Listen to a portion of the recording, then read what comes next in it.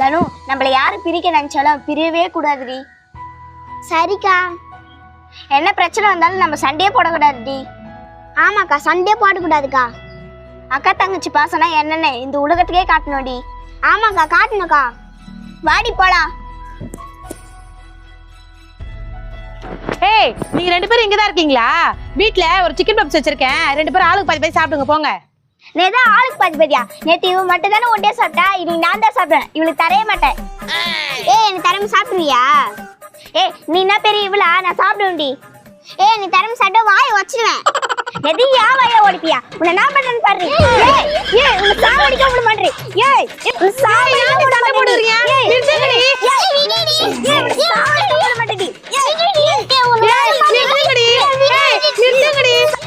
இப்பதான் அக்கா தங்கச்சி பாசனா என்னன்னு உலகத்துக்கே காட்டணும்னு சொன்னாலுங்க.